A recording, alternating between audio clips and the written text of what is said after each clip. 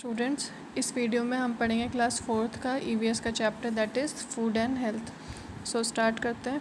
Food is essential for our growth and development.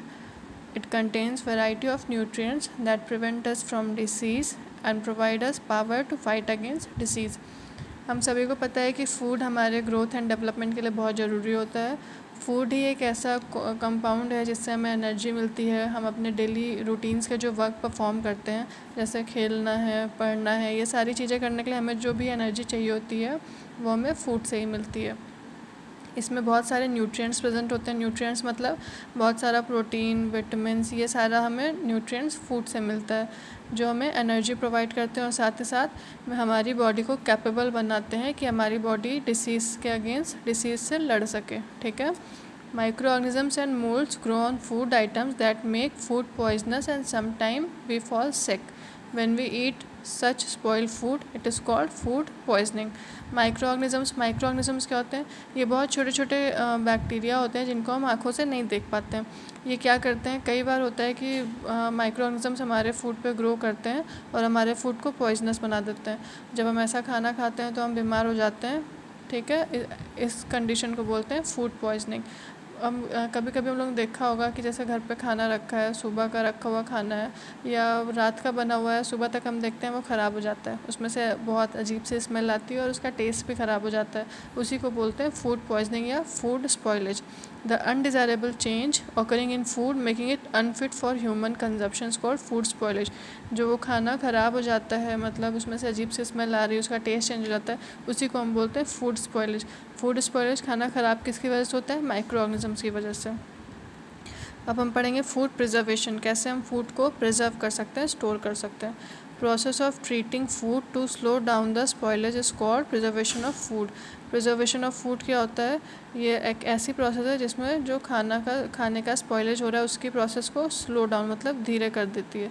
It makes food material last longer and also increase shelf life and reduce wastage of food. Food preservation से क्या होता है, जो भी हमारा food material है वो ज़्यादा समय तक चलता है और उसका जो वेस्टेज होता है वो भी रिड्यूस हो जाता है। अब यहाँ पे देखेंगे वेरियस फूड प्रिजर्वेशन टेक्निक्स, कौन कौन से टेक्निक्स है जिनसे हम फूड प्रिजर्वेशन कर सकते हैं। सबसे पहला है ड्राइंग अंडर सन और heating removes most of moisture from food and make it last longer. Drawing में क्या होता है, कई बार देखा होगा खाने को हम लोग जैसे एग्जाम्पल यहाँ पे ले लेते हैं, पापड़ है, इसको हम धूप में सुखाते हैं। धूप में सुखाने से या हीट करने से क्या होता है, उसमें जो भी मॉइस्चर मतलब जो भी वाटर प्रेजेंट होता है वो एब्जॉर्व कर लेती है सनलाइट, जिसके वजह से उसको हम बहुत टाइम तक स्टोर कर पाते हैं और वो जल्दी ख़राब नहीं होता है। सेकेंड है salting is an age old process of adding excess salt to food which absorb moisture from food and prevent growth of microorganism. Salting का भी सेम प्रोसीजर है। इनमें क्या होता है, हम अपने फूड में एक्सेस सॉल्ट मिला देते हैं, नमक मिक्स कर देते हैं। नमक क्या करता है, वो फूड से मॉइस्चर या जो भी नमी प्रेजेंट होती है, जो भी वाटर होता है वो एब्जॉर्व कर लेता है सॉल्ट, जिसके वजह से माइक्रोऑर्गेनिजम्स फूड पे ग्रो नहीं कर पाते और हमारा फूड लंबे समय तक सेफ़ रहता है। इसका एग्जाम्पल है सॉल्टेड फ़िश के ऊपर सॉल्ट मतलब डाला जाता है बहुत सारा, जिससे वो लंबे टाइम तक स्टोर हो सके। थर्ड है pasteurisation. It means heating food to a certain temperature for some time followed by rapid cooling. Pasteurization process क्या होती है, इसमें जो भी हमारा फूड है उसको हीट करते हैं, गर्म करते हैं एक पर्टिकुलर टेम्परेचर पे, उसके बाद उसको तुरंत हम ठंडा करते हैं। इसका बेस्ट एग्जांपल है मिल्क को देखा होगा, गर्मियों में मिल्क को स्टोर करने के लिए उसको हम बार बार बॉईल करते हैं, वो इसीलिए क्योंकि बॉईल करने पे उसके बैक्टीरिया किल हो जाएंगे और लंबे टाइम तक वो स्टोर हो जाता है। फोर्थ है refrigeration. Cooling lowers the temperature of food and inhibit the growth of microorganisms. Refrigeration घर पे हम लोग यूज़ करते हैं फ्रिज। इसमें क्या होता है, कूलिंग कम टेम्परेचर देने पे भी वो माइक्रोऑर्गेनिज्म के ग्रोथ को इनहिबिट कर देता है, मतलब रोकता है। फिफ्थ है फ्रीजिंग में क्या होता है, it means storing food at very low temperature for longer period. इसमें फ्रीजिंग में हम फूड को स्टोर करते हैं, बहुत ही ज़्यादा टाइम तक जब स्टोर करना होता है तो उसे लो टेम्परेचर पे हम फ्रीज़ कर देते हैं। सो एंड सिक्स प्रोसेस है कैनिंग में क्या होता है, it is a process of preservation of food in air tight sealed container. Means इसमें क्या होता है, फूड को हम बहुत ही एयर टाइट सील्ड कंटेनर, मतलब ऐसे कंटेनर मीन्स डब्बे, ऐसे डब्बों में स्टोर करते हैं जिनमें एयर नहीं पास हो पाती है। कैनिंग में हर टाइप्स का फूड हम स्टोर कर सकते हैं जिनमें एयर ना पास हो पाए, ऐसे डब्बों में। तो फूड प्रिजर्वेशन की टेक्निक क्या क्या थी, drying, salting, pasteurization, refrigeration, freezing और कैनिंग। अब हम पढ़ेंगे food wastage. Food wastage can be reduce by proper preservation of food.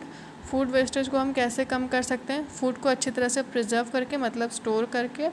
कैसे हम फूड वेस्टेज को, और क्या क्या तरीके हैं स्टोरेज के अलावा जिससे हम फूड वेस्टेज को कम कर सकें, यहाँ पे हम देखेंगे।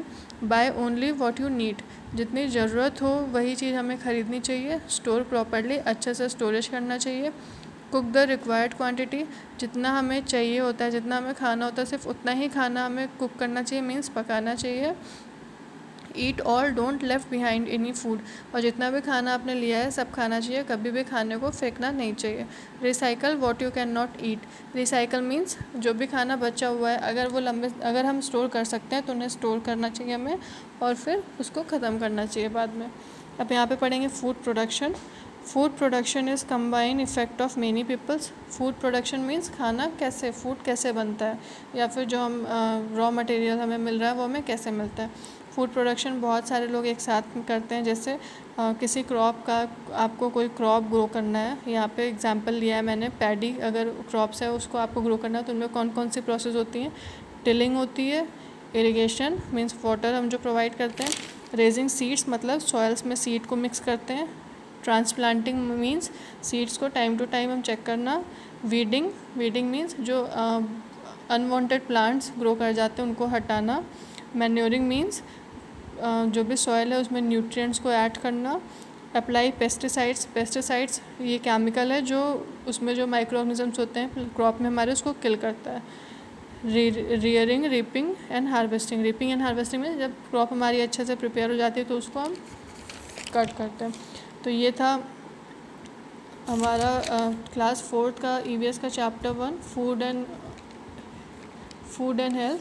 अभी इतना ही, इसके आगे का हम नेक्स्ट वीडियो में पढ़ेंगे। Thank you students.